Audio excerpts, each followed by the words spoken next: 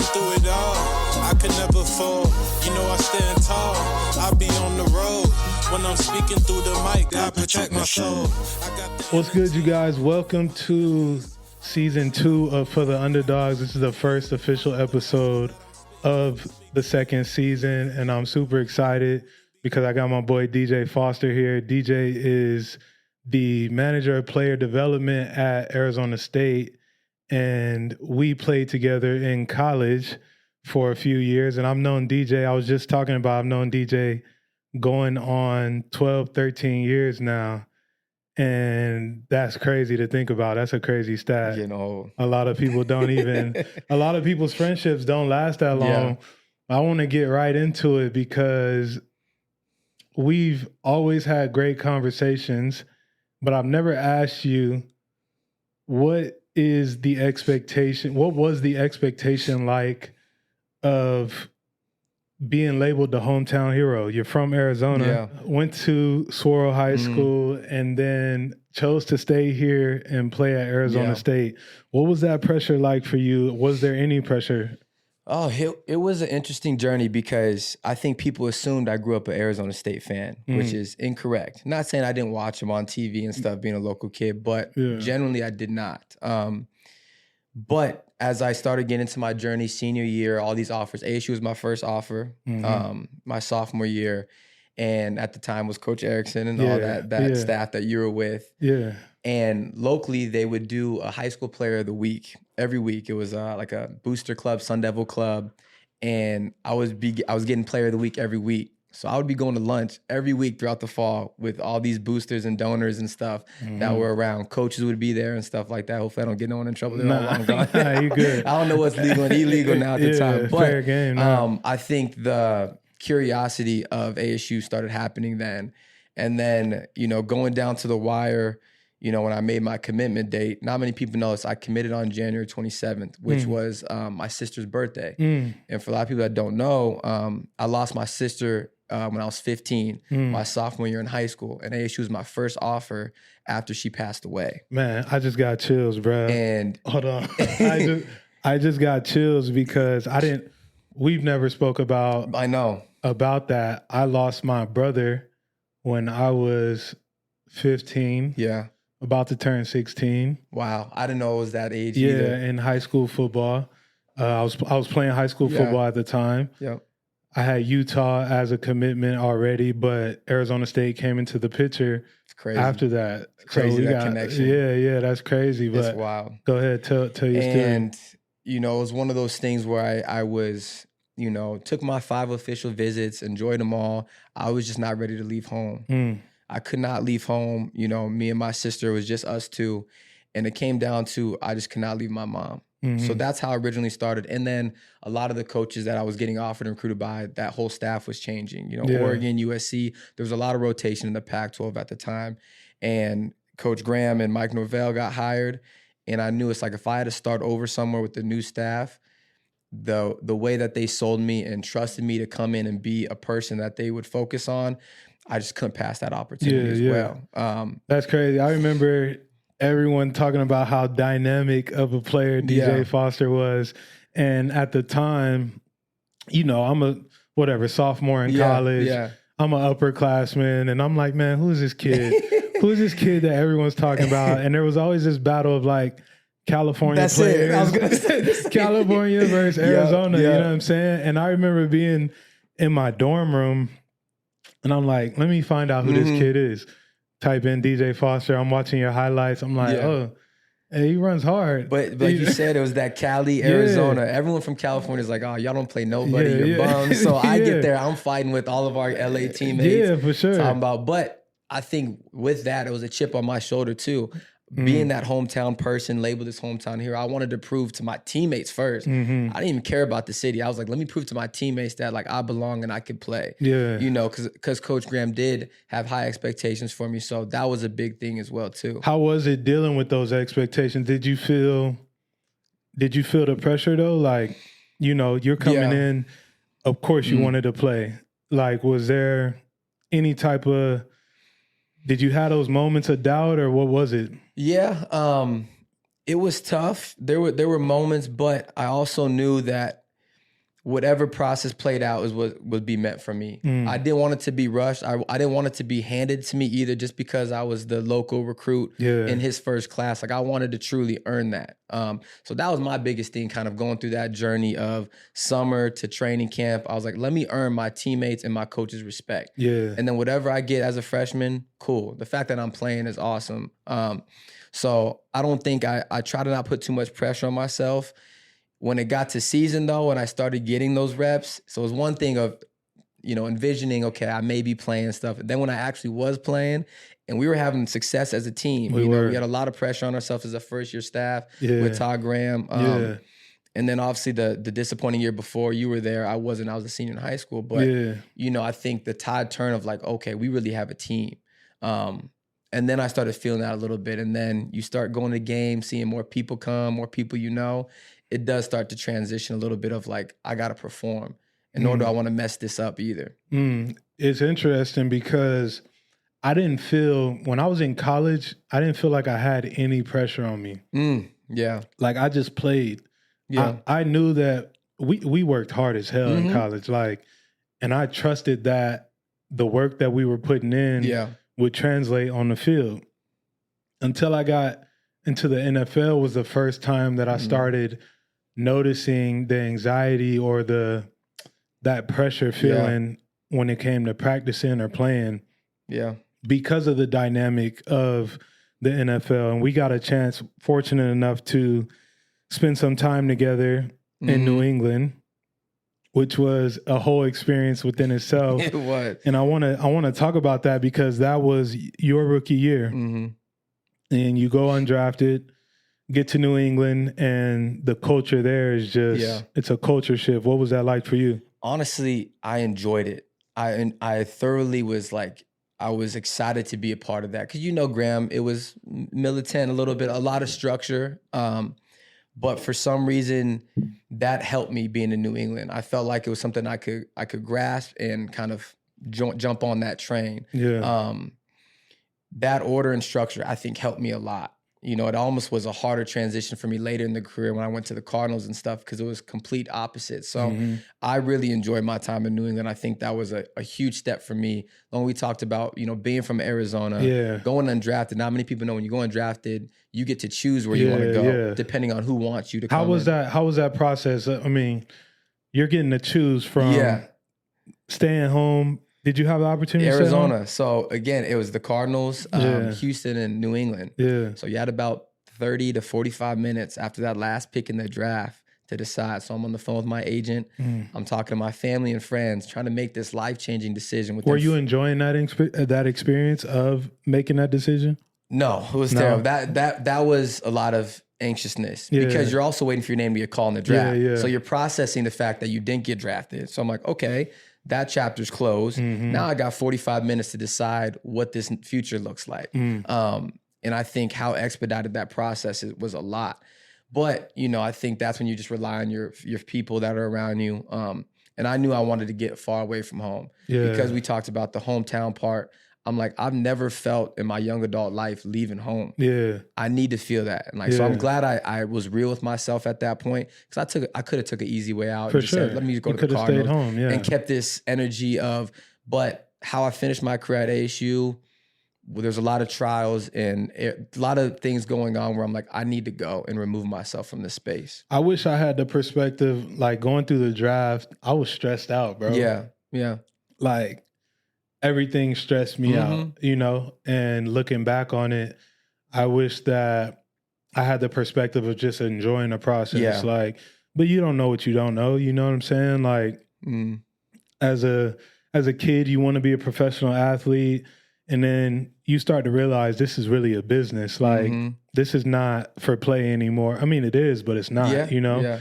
So that's like one of my regrets of like, how I dealt with that process, being really anxious. Right. And like almost feeling like I let myself down. I mean, I went in the 4th round, bro. Yeah. Like, well, I should be patting myself on the back for that. Absolutely. But I was going to ask you, where is the anxiety coming from of just where you're going to get called? Is that where you like felt it? Or was it from just another outside source? It was just feeling like that weight to me of the 4th round coming around was just like, why haven't I heard my name yet? You know? Yeah. Like all these guys are going, I want that feeling for everyone that's around me, you know? Yeah. When really I should have just been enjoying the process, you know? Like I'm thankful that I had a 7-year career. Like a lot of shit happened. Yeah, we were talking about that journey for you. Like a lot of it happened. Yeah. Like, but if I had known that the journey was gonna be like that, I would have just enjoyed that process, you know? Yeah, I agree with you. I wouldn't have put so much stress on me going undrafted. It's kind of the same thing. When are you gonna get called? Yeah. I'm like, the way it all played out, I'm like, it's crazy how the universe and everything was aligned. Like that's exactly the journey I needed. It really was. Like I can't imagine my NFL journey any different. Yeah. I can't imagine choosing somewhere else and not experiencing that experience in New England to end up coming back home and going through some of those things.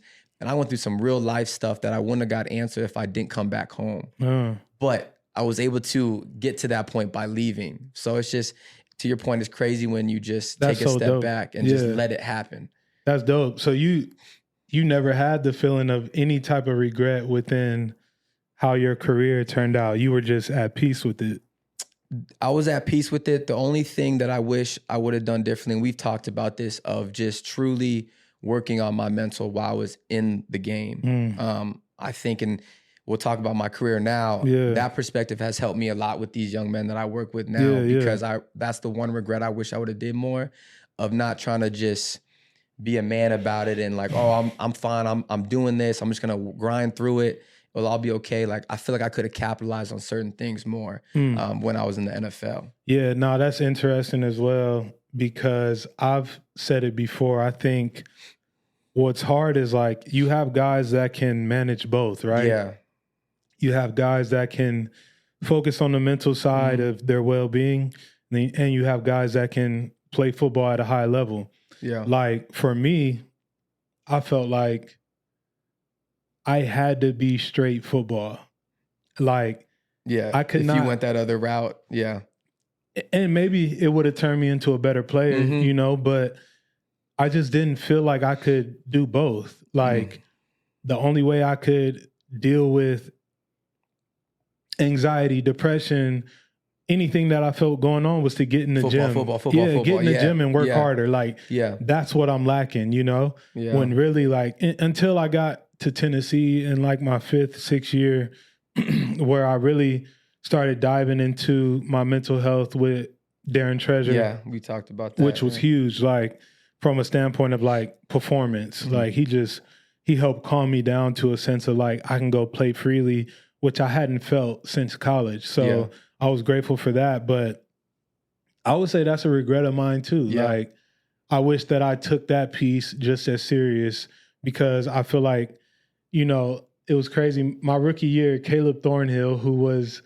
player engagement in Miami, was telling us, if the man isn't right, the player will never be right. That's facts. And bro, it stuck with me to this day. Like if there's something in your personal life or whatever that's not right, typically it shows up on the field. And that's part of being young. Like when you're younger, you can't separate the two. The man and the football player is one. And that's part of being youthful. Man, and you know, and like you have to live that. And until you start going, and exactly, everyone has that point in their journey when they realize they're two separate things. That's why a lot of guys in the NFL get it, because you start having marriage, kids, and all these different things. And you're like, wow, I have two separate personalities, two separate identities, and I got to check both of them. And I think I was just thinking the other day, I'm like, as a parent, I hope that people, because and we'll talk about the landscape of athletics, but I hope that people raise their kids to have validation outside of their sport. Yes. Because I feel like so many times now, like you see these guys or girls as well, but like a lot of guys in our field of football get their validation from the sport. And when the sport's over, they don't have anything to lean on. You know what I'm saying? And I feel like it's how you're raised. Like so many people pride themselves in their kids being good at sports, which is fine. Yeah.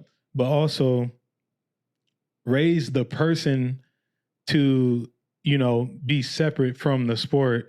And I think it'll end up paying off in the long run, in my opinion. I agree. And it's so funny, the people that I see had the most success with sports, a lot of times they have that perspective. Yeah. It's a lot of times it's the parents that felt like they didn't get what they wanted out of the game, whatever that may be, that sometimes they're trying to live through their child. Yeah. And then they just naturally put that pressure on their child because they want them to be that person that they may not have been. But it's so funny when I talk to guys that played 10 years, that played 13 years, they're like, yeah, my son, I want him to love it. I hope he enjoys it. Yeah. They also understand coaching the best. Yeah. Which is crazy. A guy that may know the game better than that Pop Warner coach, he understands the value, or she, of a good coach. And going through that journey as a young person, how they need that other guidance and leadership. Man. So it's like flipped almost. Yeah, the best coaches that I've had over the course of my career have showed me that they care about the person. Yes. To this day, Coach Thompson. You know them all. Coach Thompson, Coach Fenton, my high school coach, like all these coaches showed me that they cared about the person, and those were the people that I thrived the best under. Mike Vrabel in Tennessee, cares about the player as well, and the person. But those are key components, I feel like, that make a good coach. Let's talk about what you do right now. And that's player engagement at Arizona State, and the boys are rolling right now. Rolling 3-0, baby. Yeah, which feels good, bro. It's so exciting to see them playing hard, and it looks like they care, and that's it. That's the biggest piece. But what, from your perspective, what has been the difference in these guys this year? I think it's buy into the culture and trust in coaches and teammates. There's times, and Kenny actually addressed this, Coach Dillingham, the other day, when we got down this last game last year, I could see it in their eyes. The trust wasn't there of like, okay, we may be down 14, 17 points. Do you believe we're going to come back? Do you trust in your teammates, the coaches, to call the right plays? You didn't see that last year. Now you did. I think this past week that kind of confirmed with me, like, our guys believe in what we're doing. And they trust no matter what the obstacles is, like, hey, we got what we need here, and we have the ability to make this comeback. And that was good to see in this early couple weeks of some of the trials and stuff of that. That's what I wanted to see in these first couple games, because it's going to be a long year. But do we trust in what we're doing? Do you trust in your teammates? And that's all the offseason right there. It's if you grind in the offseason, then you trust that teammate in the fall to okay, he's going to go out there and do what he needs to do. Yeah, no, that's 100% right. What kind of peace does it give you to be working with athletes now? I love it. Given where your journey has gone, what is it internally? What does it give you to be around these guys? It gives me structure again in my own personal life. I just love the structure that football gives in sports, whatever athletics you are in, and then it allows me to almost get a second chance at stuff, if that makes sense. It allows me to give, advice to a kid that maybe I went this way, I could stop him from going that way. And granted, sometimes somebody, a young person, has to go on their journey. You can't correct somebody. You can't always change their course. I'm a big believer in football is the teacher. It is. It really is. And sometimes it's hard for my role because I try to get them to not make that mistake. But I also know they need to make that mistake to learn, because football is this compared to life. Yeah. They're going to go out there and live this life, do a transition in career, and find out all these things. So it's I need football to teach you this lesson. I'm going to try to help you with this lesson so you can avoid it. But sometimes it's if you don't get it, this is going to teach you. That's what I love about the game of football. It's it always will teach you that lesson. Yeah. And it'll be real with you. No, 100%. What's been dope about you, and I don't even know that I was talking earlier about this, is you've always been obviously a good dude, but the way that you approach things, you can tell you really care. Even from a standpoint of whenever we talk, I don't talk to a bunch of guys that I played with in college, maybe a handful. Yeah. But every time we talk, I know it's genuine. Yeah. And I know that if there's an opportunity, I know DJ's gonna, hey, Jamil, here you go, you know, which is dope. And I don't know, that just popped in my mind right now, because a lot of people don't do that. And we always talk about real stuff. We may not see each other in a year. Yeah. And how many times when we see each other, we dive into some real life stuff. Yeah. That's what I love. And that's kind of, to your point, that's the thing where I try to bring to at least my work is like, I'm not afraid and try not to be afraid of having real conversations and telling them my story and my mistakes. Like the realer I can be to these guys, the more I feel like I can connect with them and the more they trust me. They naturally trust me because I'm closer to age than somebody, maybe a coach that's in their 40s or 50s. Yeah, for sure. So the natural age gap allows that. But then if I can be real of like, man, I made this mistake my junior year. I made this mistake my rookie year. This is what the NFL did for me. Like, if I can tell those stories and be honest with them, then it's like I feel like I can really make a change, you know? Man, that's so powerful. And I know that they're grateful to have you around because you are a good leader and you are somebody that I think a lot of people have respect for, especially in the state of Arizona. Like, I appreciate that. Being that hometown kid is crazy. Being on the other side of it. It is. It's weird being a coach, like, and being with the team and traveling. And, you know, I still have so many connections with the community. So it's fun for me to still kind of balance. And the guys mess around too, because they know it too. And the longer I'm around, the longer they're with me, they start to realize, like, okay, like DJ plays. Some of them will be like, oh, I didn't know you played. They may see my name on something. It's so disrespectful to me sometimes. I'm like, funny. Bro, what do you mean you didn't know? Like, we're just getting but older. we were that way. You know what I'm we didn't pay saying? attention to history. Yeah. That's one thing New England taught me though too, is just like the people that came before you, and understanding history of your program and stuff like that. But it's fun. It's fun being around the guys and seeing them through this chapter of their life. We were fortunate enough. I want to touch on the New England thing again because we didn't talk about it, but we were fortunate enough to go to a Super Bowl and win the Super Bowl in I guess the year was 2017, but it was the 2016 season. What was that experience like for you, your rookie year? And then we were talking off camera a bit about how, you know, we had a relationship back then, but it was so different than what we experienced in college now being professional. What was that experience like? It was the greatest, honestly, 2 years of my football career. As much as I loved ASU, I think leaving home and just what I learned about myself as a man. To your point, you said earlier, like there's the player and then there's the man. I feel like I got to understand a little bit of both in that. And then we talk about just like professionalism, understanding business. I feel like that opened my eyes in business. And we were talking about that too, like just how structured and how ordered that place is. Yeah. And you just saw every day what it takes. You saw some of the best coaches and players of all time working at a level. And like just to be able to witness that and try to emulate that, like those are the lessons that I learned. To the point where we're talking, like it was almost hard for us when you got picked up, trying to like the friendship part, but we're also learning how to be professional. No, for sure. Yeah. Like I can't be walking around a building giggling talking crap to each other, right? It just doesn't work that way. And I think a huge piece about it is like you kind of get oblivious because you think that like Super Bowls are hard to come by in the league. You know, like I was fortunate enough to get to the AFC Championship with Tennessee. Thought we were going to go to another Super Bowl, didn't. But like now looking back on it, realizing how special that moment was, especially with that team of we are Super Bowl champs at the end of the day. Like, you know, that is something that a lot of people don't get to experience, the grind of going 22 weeks through a season. Like that is something to be proud of from a standpoint of like sticking through it, you know? Yeah, and how rare it is. Like you play with guys after New England, a lot of guys that were 10, 15 years in the league, Hall of Famers, some all-pro guys that never even got close. I played with Larry Fitz and like, it's crazy as great as he is, he didn't get that, you know, experience. So just so grateful for that, of just learning of, like you said, the workload from going to, you know, OTAs to training camp to go all the way to the next February, still practicing in full pads. You know, we're still practicing in full pads in February. We were doing 9-on-7 inside run, and it was February. Yeah, it was brutal. I remember Bill was like, man, you guys put your shit on and get out to practice. Didn't matter. And we were like, what? He treated it like it was week 3. Yeah. But then that's when I realized, I'm like, man, like you cannot cheat the work. No. You cannot cheat the work. And we did the work to the very last second. Yeah. And that's what I'm like, I realized that was the business side where I realized of just success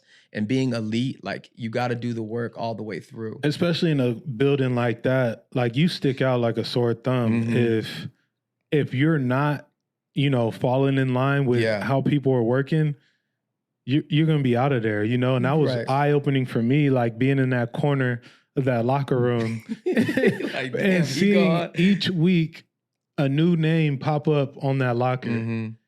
And I'm like thinking to myself, like, this is brutal. Like, we're coming in from practice and there's a new guy and they're cutting somebody, you know, and it really changed the way that I viewed what I did on a daily basis. I'm so grateful for my time in New England, even though it was tough.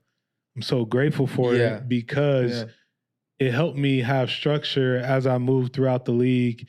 And I really look at every place that I went as like a stepping stone. Yeah. Like when I got to New England, I learned how to be a professional and do the things behind the scenes. Like I go to Atlanta, I learn how to run block and really get after it. Go to Tennessee, it's just about, do you love football? Yeah, show us you love. Yeah, show us you love ball. You'll play here. Yeah. And being able to revive my career was like one of the most grateful things. You know, I'm so grateful for that. Those experiences. I want to kind of backtrack and ask you a question. When because you're drafted to Miami, right? Drafted to Miami. So you were released at some point. Yeah. I want to know like the emotions and the first feeling of not being wanted. Oh man. Because you got it really early. Yeah. You know, and for me, I got like little like up and down on rosters a little bit, but I didn't get it till kind of later. And when I got it later, it was the end of my career. Right. You know, because when I went from New England to Arizona, I was on practice squad, but I got picked up. Yeah. So it was never a true like, hey, no, we don't really see you as a fit here. Yeah. You know? Yeah, that was tough for me. Knowing what I know now, I would have handled it completely different. I think sometimes I got into this mode of like, okay, like you guys cut me. Like, I'm just going to be this angry dude, you know, but you're not hurting nobody but yourself. And when you do that, like, you need to tell that to some of these guys. Man, I'm telling you. That's a big one though. Like a lot of guys think, oh, I'm going to get back at the coaches by doing this. Like, bro, there's somebody else that's going to do your job, you know, like that's just the reality of it. But yeah, that was hard, bro. Like I got cut into my second season, third game of the season. I didn't even play in the game. We lost to Cleveland and I got cut and I came into the building. Head coach at the time was like, yo, we got to release you. It's not your fault. But he's like, what I do? I didn't even play. You know, so like I'm not the problem. But in hindsight, like imagine how much anxiety that gave me going throughout my career.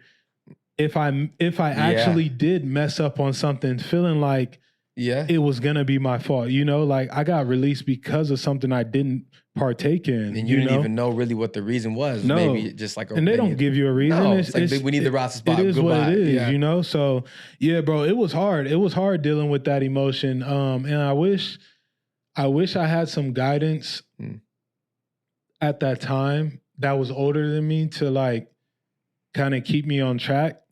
Yeah. But with that being said, I wouldn't change it because I really grew up through those years. Like, you couldn't tell me that I wasn't working hard or I wasn't putting my best foot forward. Yeah. You know, after I grew through that like anger piece of like, I'm going to do this to get back at, like, no, that's not what I'm doing. Like, let's really get to the root of it. Let's start evaluating yourself. Why did you get cut? You know, what could you work on? Like, that was the biggest piece for me. That power of self-reflection. Man. Yeah. And it doesn't always happen for guys like that. Like, unfortunately, there's a lot of guys that don't ever have that moment of self-reflection, you know, and a lot of people in general without sports. Like, and to me, it's so hard because I'm always reflecting on everything, bro. Like, every decision I make, at some point, I reflect on it. Like, how did this, you know, translate to what I'm trying to do? So, yeah, man. It's crazy. Like that's you said, a good question. A lot of people, exactly, go through, they have the anger, point fingers, always someone else's fault. Yeah. And they never get to the point of like, what can I do better? Yeah, and it was tough because like, I've said this before, in college football, bro, I really thought I was the best, the best guard or tackle. Like, I thought I was the best. Yeah. Whether it was in the Pac-12 or whatever. Like, you get to the league, everybody's the best. And you get a couple chinks in your armor. It's like, some guys don't know how to battle through that, you know, like we talked about before. 7-year career, it could have been a 2-year career for me. Like, if you didn't learn the things you needed to learn quick. If I didn't learn, and there's something instilled in me of like battling, you know, like battling through the naysayers, battling through the negativity. Like I think that's instilled in athletes in general, but like I do appreciate that trait of myself. You know what I'm saying? Yeah. No, that's deep. That's deep. It's crazy. I want to talk about the career transition for you because you mentioned at the end of your career, you experienced that nobody wanted you. Yeah. What was that turning point like for you? And like, did you know that, obviously you didn't know that you had things figured out from what to do next, but how did you feel about that point in time? It was brutal. It was brutal because I was naive to the feeling that was going to happen to me. I never thought that was going to happen to me. I always thought I had my stuff together. I always try to be proactive. And like, I always thought I was like, hey, I see all my teammates and old friends had that struggle. I'm like, that's not going to be me. And I told myself that for years. And sure enough, when it was me, shit, it was brutal. It was one of the hardest things. And like, I couldn't accept it. And the way it happened, you know, being home and like saying that you're not good enough. And then essentially I felt everything else. I could tell the universe was shifting me out of it, but I felt like I physically could still do it. I went through 4 agents. I went through 4 agents in a matter of like a year. So like everything started changing internally with me. And I could tell I was like working against the grain. That was my first step of kind of awareness of like, okay, this may be done, you know? And then just the feeling of where I was at, I'm like, man, I got to figure this out. I don't want to run away from this. As hard as it was, that was one thing. And you talked about it, like reflecting, like that was one thing. I'm like, this is the first time in my life that I felt like this. And like, I got to figure this out because I know this is going to come back. So if I don't go through this now and understand like these emotions, I'm going to get lost in it or stuck. And I did not want to get stuck. Man, it's so tough because like you said, you kind of feel within yourself when that time is coming. Like, for me, my last year in the league, I'm going through training camp, but prior to that, and I've never even really told anybody this, but like, I felt that I was at the end of... you could feel it. Yeah, I could feel it. And yeah, I'm 7 years in. Who knows how long I could play? You know, like, there's guys in my class that are still playing. But like, training, even when I was training, I'm noticing... okay, it's taking me longer to recover. Like, I don't feel like doing some of the extra things that helped me get to this point. Like, just feeling that shift and knowing, okay, that means mentally I'm not 100% in on this. Because you're not doing the little I'm not details. doing the little things, you know? Like, there was a point in my career where you couldn't tell me that I didn't feel like I'm doing it, you know? Like, no matter how long it takes, like, I'm doing it. But I think... we all as athletes are like, nah, that won't be us. Like when it's time to, you hear all these old stories of all these old guys like telling like, you, oh, hey man, I can't do this. Oh, you're like, shut up, old man. But it's like, but like it hits you fast. When it hits you, it's like, damn. But I think the part that's dope about it for me was like, I know at my core the traits that I have. And so when I got through all the bullshit of like figuring out really who is Jamil outside of the sport, I started leaning on those traits that I used in football, which I feel like without being said, you're doing that right now in what you do. Like, bro, you were a great leader. You led by example, tough as hell. You know what I'm saying? And like, you are giving that experience to these kids now. Which, like, for me, it was like, I know I'm resilient. I know that, you know, I'm smart. And I know that I have all these, like, these traits that I can lean on. And that's what I went back to. As opposed to, like, because it could go one or two ways. For a lot of guys, it goes south. You know? And there's times where I'm like, you know, feeling like those odds are stacked against me, you know, but like you got you really got to lean on what you know and who you are. Sure. Like you're DJ Foster, I'm Jamil Douglas. Like we got to like trust in the work that we put in and know that not everyone can do that, you know? I think it took me some time. Like now I'm into that groove. I have been for a little bit, but it took me some time to come back to that and trust of who I was. I kind of forgot who I was, you know, without football. Yeah. And to paint a picture, I mean, I retired. My last year professional was with the Cardinals.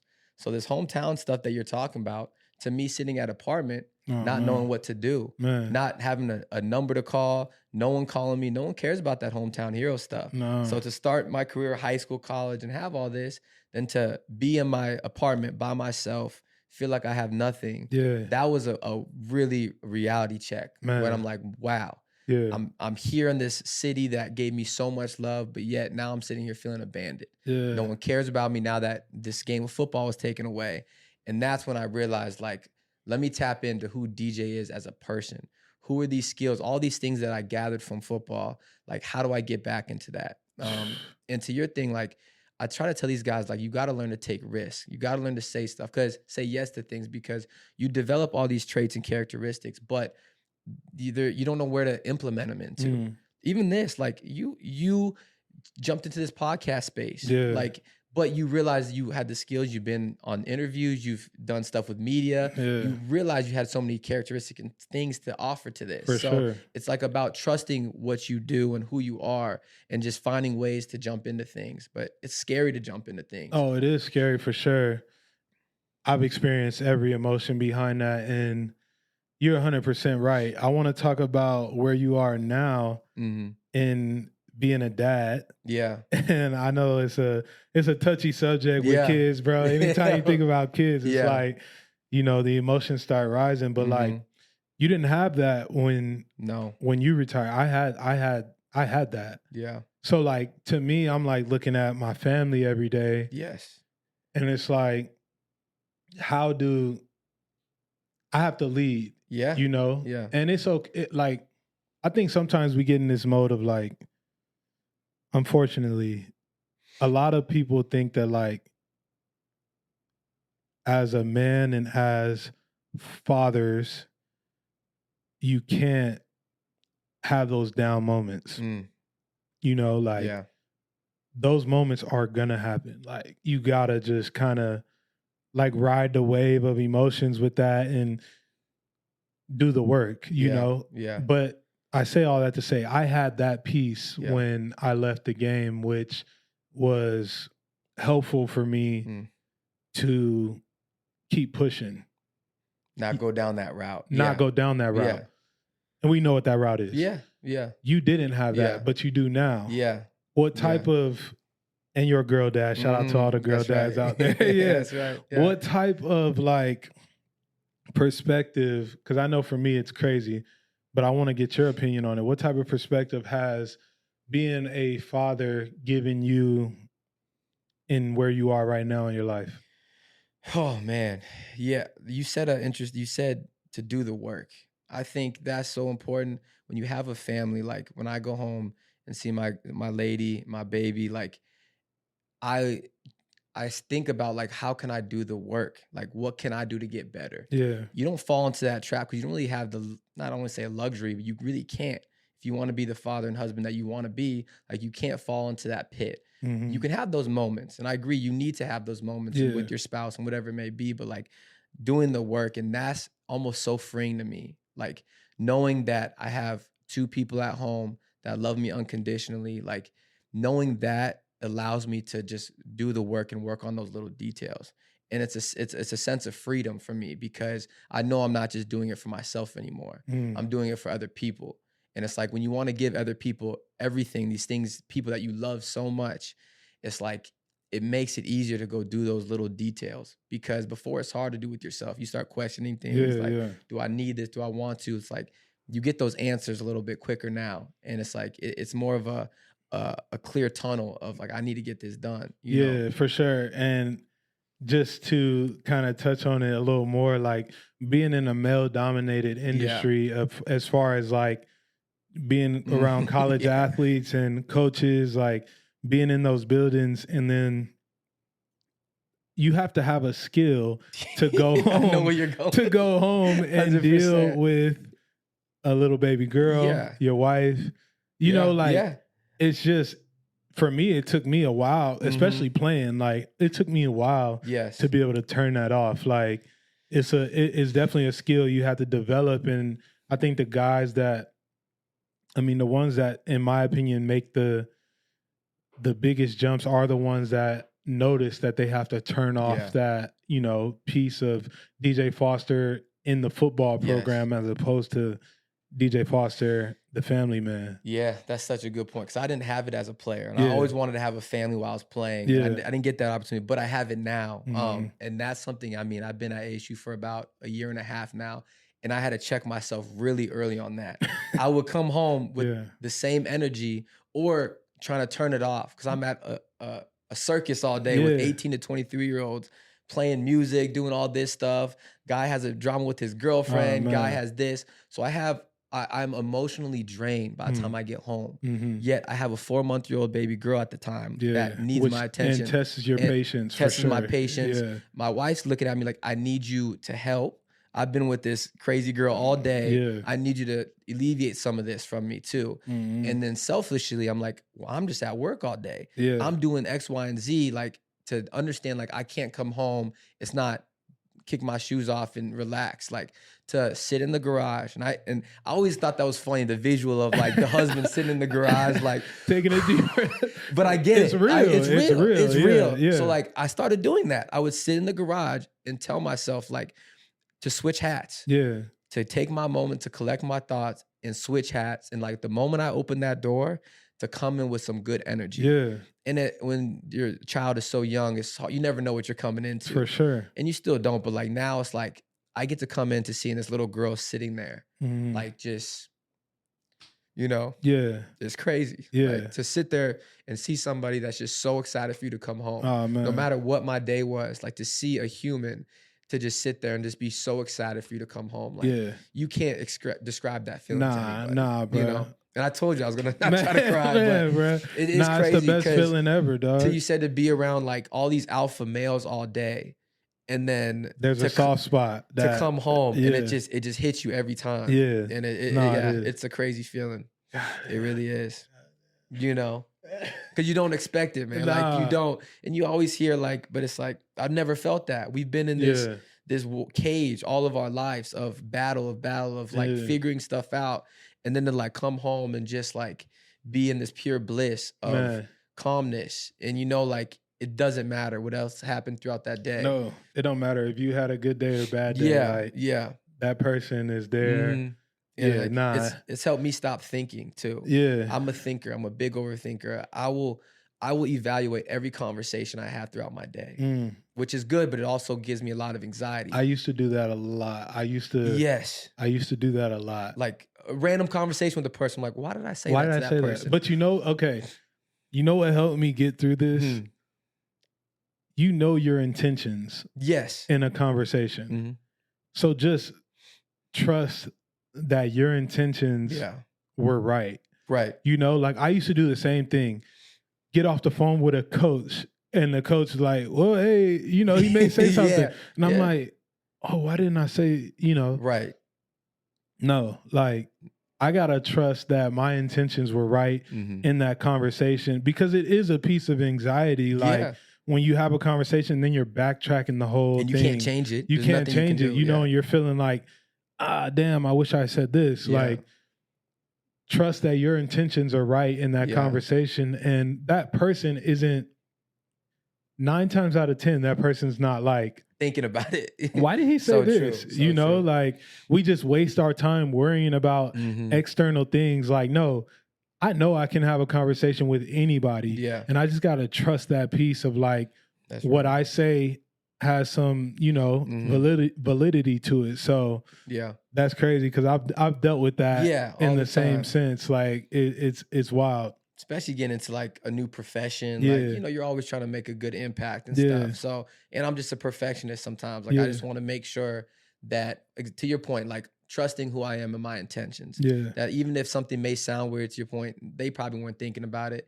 And if I'm genuinely myself and true to who I am, my message will always get through. For clear, sure. you know. I think from like Rob never second guessed anything you said to me. You know? Wow. So like I believe in when we have a conversation, I'm taking your words for what you're saying. Right. And I think your track record speaks to that. Like I don't think people look at DJ Foster and they second guess what you say. Right. Given what you've done and what you're doing. So just lean into that. Yeah, you know what absolutely. I'm saying? I do want to ask you, what would be a piece of advice that you would tell a younger athlete, young man that is about to, you know, get into, maybe they're getting into sports, even a young woman, a young girl that's getting into sports and they don't know what they don't know, like we talked about earlier. What would DJ tell them? Yeah. Because I feel like you have good perspective on that. And it's almost kind of, I have a word for it, but it's almost really everything we've been talking about. I think the emotional intelligence, I think that is the biggest thing I harp on to our guys and to even when I go to talk to high school kids. And it's hard. Part of being young is not knowing who you are and not having an idea. You're figuring that out. But the more you can understand yourself and your actions, I just think you are so much better in situations because bad things always happen. You cannot avoid that. Things that there's going to be bumps in the road. But the more you can understand yourself and of like, okay, boom, I know what this means. I know how to balance this out. I know what to say to this. It just makes it so much smoother. And it allows you to not live with regrets. You know, at least for me, like, I know it's like I gave everything I got. I understood what I needed to understand. I processed everything. I'm emotionally being able to move on from it, you know, and I think that has helped me a lot in each chapter of my life. Yeah. Emotional intelligence is huge. That's the piece that we were talking about of like developing outside of who you are as a player. I think a lot of times as players, we get lost in thinking that we're bigger than what we are, when at the end of the day, like the game ends at some point. And if you haven't developed all these traits, you're kind of putting yourself behind the 8 ball, you know, when it comes to dealing with people, you know, every day. So, man. Yeah, I tell the guys, I'm like, man, you learn a lot about how other people are talking to you. Yeah. You want to learn about yourself? Like, pay attention to how people are talking to you. Oh, because it's different. Yeah. It's like, how is your position coach talking to you? What's his tone of voice? What's his body language? Like, look at those things because they'll allow you to see what people view you as, you know? And I think sometimes, to your point, people just get so angry and frustrated. It's this person's fault. And then you just live in this space where it's like nothing is getting done.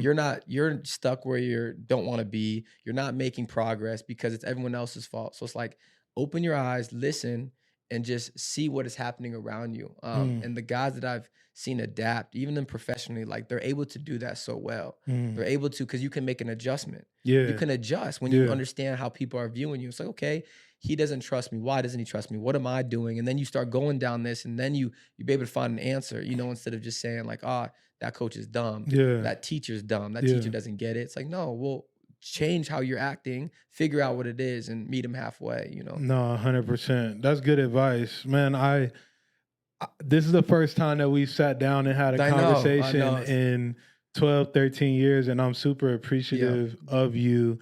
And like I said, we're going to title this Hometown Hero because I really feel like, given where you come from and what you're doing now, bro, you should be proud of where you are. I appreciate it. And I'm definitely in a space of being grateful for our relationship because it's been so long and it's always like this. This is every day when we do link up. So I appreciate you coming by and thank you for taking part in the podcast. I hope you enjoyed yourself. I did, man. And I'm proud of you too. We talk about career transitions.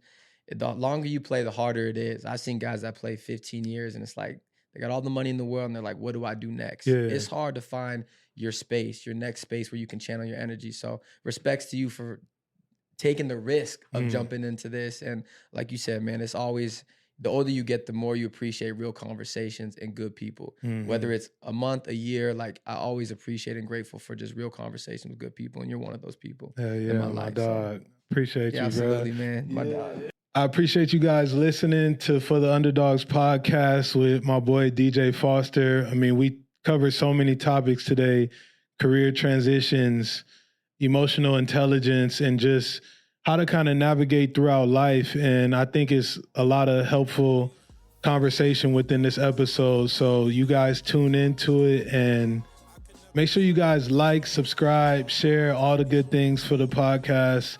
And I'll see you guys next episode. I got the energy, I beat my enemies. I know they sick how far we came, I got the remedy.